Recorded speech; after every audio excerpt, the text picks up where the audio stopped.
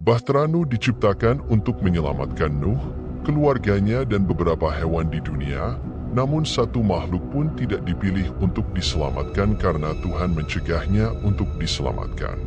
Sebagian besar dari kita mengetahui kisah air bah dan Bahtera Nuh sebagai tempat berlindung dari kehancuran umat manusia karena kejahatannya, namun hanya sedikit yang mengetahui rahasia yang disembunyikan oleh kisah ini, yaitu Nephilim, makhluk misterius yang tidak masuk di dalam bahtera dan tidak selamat dari air bah. Kejahatan yang diciptakan oleh Nephilim inilah yang menyebabkan Tuhan mengambil keputusan sulit untuk menghancurkan umat manusia. Menurut sejarah Alkitabiah, Nephilim adalah hasil persatuan malaikat jahat dengan putri manusia di zaman Nuh, sehingga menciptakan manusia super yang kejam. Anak-anak Tuhan melihat bahwa putri-putri manusia cantik dan menikah dengan orang pilihan mereka, Kejadian 6:2. Anak-anak Tuhan ini sebenarnya adalah malaikat yang memberontak melawan Tuhan dengan meninggalkan tempatnya di surga dan menjadi manusia. Mereka mulai mengambil wanita yang mereka inginkan karena mereka melihat betapa cantiknya mereka. Akibat persatuan yang tidak wajar ini, lahirlah anak-anak hibrida yang bukan anak-anak biasa. Mereka kuat, misterius dan jahat. Mereka adalah pahlawan zaman dahulu, orang-orang ternama. Kejadian 6:4-5. Nephilim jahat dan memenuhi dunia dengan kekerasan. Kemudian Tuhan berfirman kepada Nuh, "Aku akan memusnahkan semua manusia, karena bumi ini penuh dengan kekerasan karena mereka. Aku akan membinasakan mereka bersama dengan bumi." Kejadian 6:13. Bayangan kejahatan dan murka menyelimuti bumi dan seluruh ciptaan karena Nephilim. Dunia telah menjadi tempat yang penuh kekerasan. Mereka mulai mengendalikan umat manusia dan dengan cepat mengarahkannya pada kerusakan moral dan nilai-nilai. Kemudian Tuhan melihat bahwa ini sudah cukup dan memutuskan untuk menghancurkan umat manusia. Namun ketika harus membinasakan umat manusia, Tuhan tahu bahwa Dia harus menyelamatkan semua hewan yang Dia ciptakan, karena Dia tidak menemukan kesalahan apapun pada mereka. Untuk melakukan ini, Dia harus memilih wakil manusia yang tidak memiliki kejahatan dalam dirinya. Begitulah Nuh dipilih, karena ia mempunyai kepribadian khusus sebagai orang yang saleh dan tidak jahat. Nuh adalah tokoh kunci dalam peralihan antara masa lalu dan masa depan, sebelum dan sesudah air bah. Nuh punya pilihan mengenai perilaku moralnya. Dia bisa saja memilih untuk menjadi jahat seperti generasinya yang lain, namun dia memilih untuk menjadi orang benar. Setelah memilih Nuh, Tuhan memerintahkan dia untuk membangun sebuah bahtera dan memberitahunya tentang rencananya untuk menghancurkan dunia dengan air bah. Misi yang ditugaskan kepada Nuh adalah menyelamatkan keluarganya dan hewan-hewan ciptaan Tuhan. Tuhan kemudian berfirman kepada Nuh, "Masuklah ke dalam bahtera, kamu dan seluruh rumah tanggamu, karena aku telah mendapati kamu orang-orang benar pada generasi ini." Kejadian 7:1. Tidak semua orang menyadari bahwa Tuhanlah yang mengundang Nuh dan keluarganya masuk ke dalam bahtera untuk bergabung dengannya. Undangan Tuhan kepada Nuh untuk masuk ke dalam bahtera sangatlah menarik. Undangan tersebut ditujukan kepada Nuh dan keluarganya, yang meliputi istrinya, ketiga putranya, dan ketiga istrinya. Tuhan mengundang Nuh untuk bergabung dengannya dalam bahtera, dimulai dengan Tuhan memberitahu Nuh, "Pergilah," yang belum pernah diberitahukan kepada Nuh sebelumnya. Kita harus ingat bahwa pembangunan bahtera memakan waktu 120 tahun, sesuatu yang dapat merusak perilaku Nuh atau keluarganya.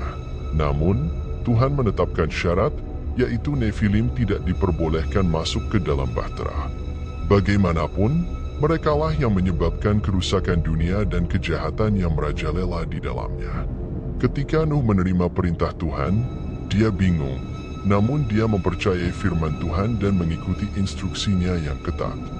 Mungkin yang membuat Nephilim lebih berbahaya adalah mereka melihat Nuh membangun bahtera kayu besar selama 120 tahun dan baru menyadari pada saat air bah bahwa mereka tidak diundang, sehingga menimbulkan banyak pertanyaan seputar kisah apakah Nephilim selamat dari air bah.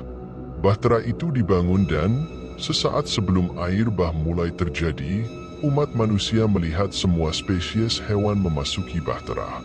Kemudian Nuh masuk bersama istrinya, menantu perempuannya dan anak laki-lakinya, lalu Tuhan menutup pintu bahtera.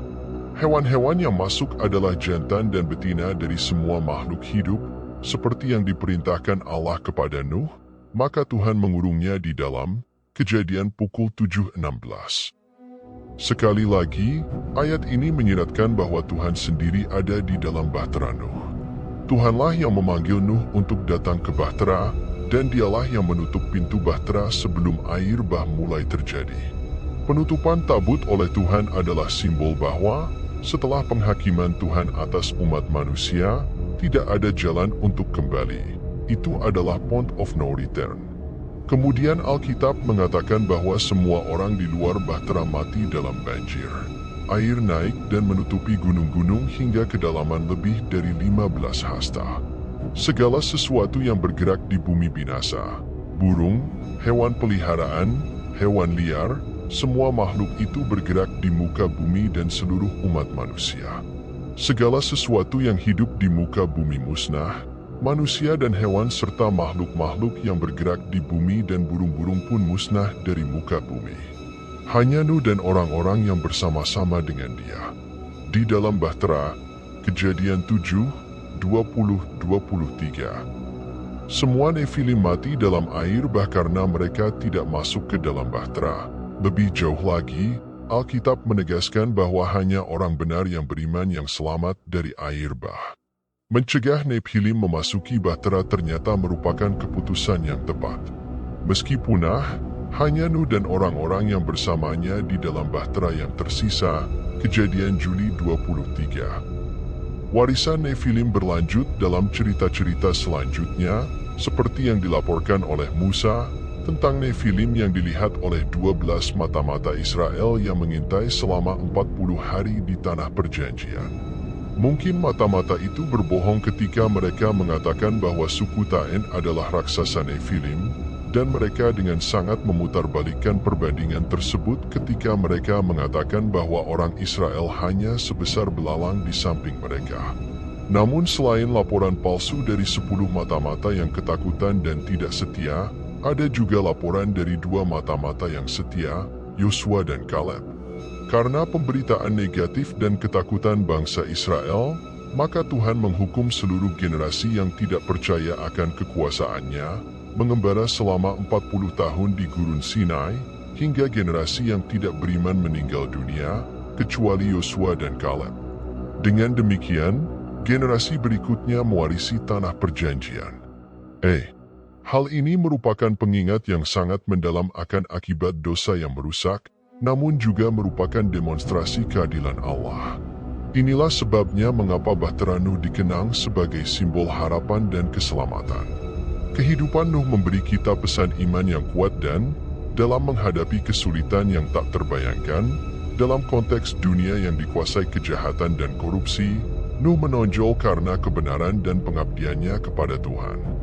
Kisah ini mengingatkan kita bahwa bahkan di masa-masa tergelap dan paling menantang sekalipun, mempertahankan iman dan integritas dapat membimbing kita menuju keselamatan dan pemulihan.